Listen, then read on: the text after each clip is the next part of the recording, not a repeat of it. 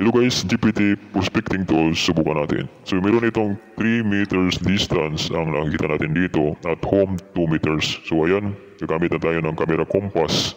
Nakikita natin dito ng direksyon niya ay papunta sa 315 direction sa northwest.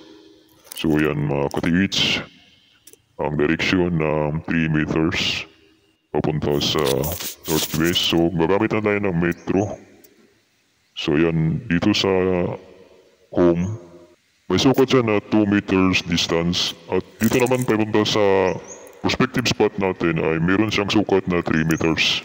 So dito sa metro na ito ay hanggang 2 meters lang ito. So magdagdag lang tayo ng 1 meter. So hanggang dito lang ang 1 meter niya. So makikita natin dito mga katiits ay meron itong nakalagay na dot sa malaking bato dito sa pinakaibabaw niya. Makikita natin dito na maliit lang ito na dot. So dito banda, yan, makikita na natin ang nakaukit na bato sa ibabaw. So maliit lang ito. So yan mga katiits. So isa itong excellent marker na nakalagay sa ibabaw.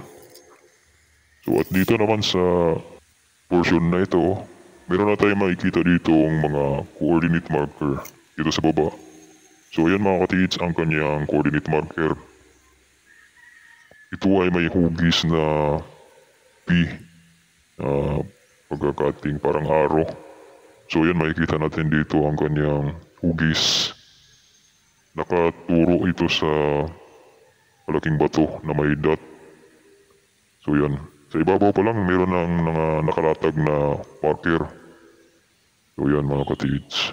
Ang gamit lang natin dito ay GPT, camera compass, at mga sign symbol marking sa isang bato. So yun na mga katiits ang mga rules and sign symbol marking sa isang bato with GPT at camera compass tools. So maraming salamat sa inyo mga katiits for today's video. Thank you for watching. God bless. Ingat po tayong lahat.